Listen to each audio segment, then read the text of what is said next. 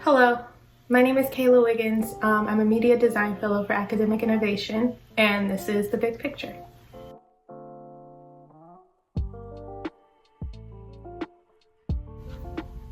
So what is a Media Design Fellow? Well, the term media itself is a little bit difficult to pin down because so many different communication tools and outlets fall under its definition. Media can mean a lot of different things to a lot of different people, but chances are they're mostly correct in what their idea of media is. It's a huge field, but to give you a general understanding, media are the channels we use to communicate information data, whether that be through print, broadcast, or the internet. As a Media Design Fellow, my job is to utilize design tools in order to produce content for academic innovation. In this presentation, I'll describe my day-to-day activities as a Design Fellow, what I learned from my experiences in AI, and how all of this has impacted my career goals. So I'm primarily involved in the post-production of U of M's MOOCs. MOOCs are the massive open online courses that academic innovation helped produce by partnering with lecturers and utilizing our wide range of design talent and production resources to help them plan and develop their online course content from start to finish. In pre-production, lecturers have a series of design meetings with an LXD, an MD, and a DM to decide how their course should look and how to work on making that happen.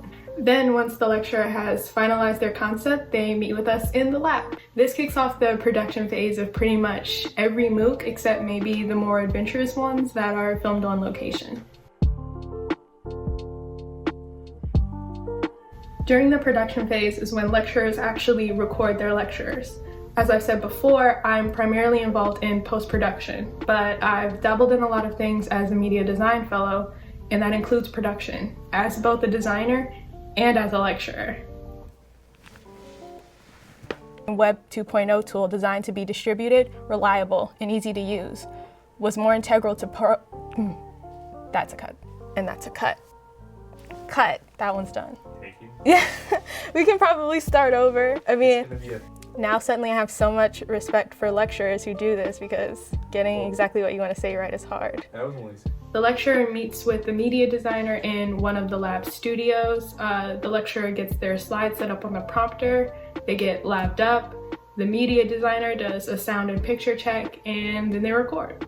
Although this is more of a talent side view of the process, because as a media designer, you spend more time with the equipment and the software, getting everything set up and ready to go ahead of time. During this process, the media designer acts both as the camera op and as the director, because it's their job to let the lecturer know things like when it's time to start over, when they need another take, when they need to enunciate more, when they should sit up, things like that. You try to get the right takes, the right time, then and there, so that you can lighten the load on the editor in post-production, who is oftentimes the same person. So this is where I put on my editor hat and talk about how I edit for AI. This is important because it's the biggest part of my job, and I'm going to do it in steps and hope that that makes sense. Step 1, pick an editing software. At AI, we use Final Cut Pro, and I couldn't exactly tell you why, but it's important to make that distinction because different organizations and businesses have different expectations for editors.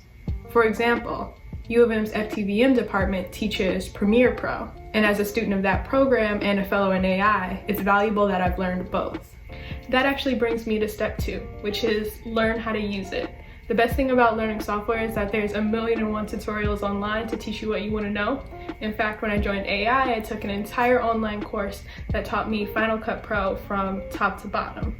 But I have to say the best way to learn, editing at least, is to practice constantly. It's the best way to build confidence in your understanding of the software and also confidence in yourself as an editor. Step 3 is develop workflow habits. As I began to get more comfortable in my role as an editor, I started to develop habits that sped up the process and made work more comfortable. For example, knowing when and how to organize footage, knowing how to make effective rough cuts and how to read audio waves to do them quickly, and how to color correct footage can all make you a better, faster editor. Although my workflow is somewhat dependent on the software I'm using and who I'm editing for. Once you edit for the same lecture a few times, it becomes easy to pick up on their little tics, their habits, and even how they react to their own mistakes. Then you can edit their waveforms accordingly. At the end of the day, I think editing is all about trying to make everyone look good. Not just the person in front of the camera, but also the videographer. You're taking raw footage, which can sometimes be pretty hard to watch on its own, and you're transforming it into something enjoyable. I like the process because I'm trying to find order in the chaos. And once I do find that order and a project is finally finished, it's always rewarding. One of the best things about being an AI fellow is the people that I work with. Everyone in the lab is always willing to let me try new things, get involved with projects I'm interested in, and support me in my own work. Earlier I mentioned the lecture I filmed on activism and Web 2.0 tools, but there are other times when I got the opportunity to experiment. For example, I animated our online ads for the FinTech series.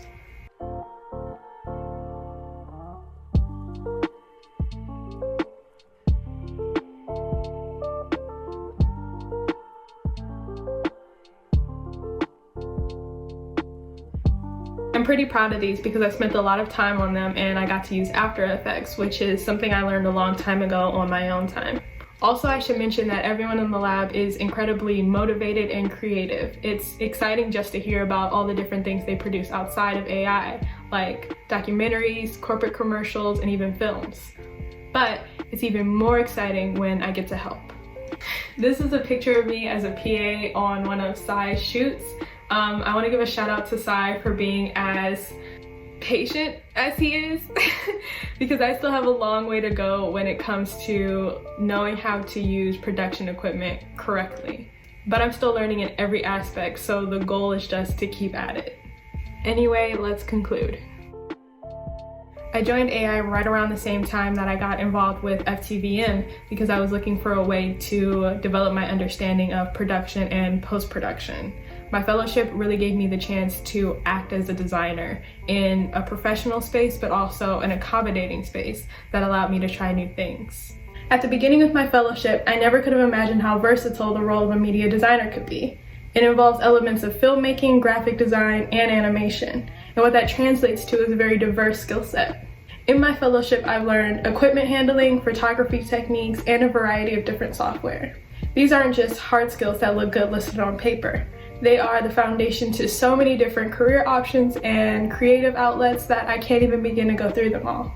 I think everyone who I've worked with at Academic Innovation has been such a great source of both inspiration and support. I feel like I've gained the ability to express myself in so many new ways, and I'm excited to keep learning and developing as a creative.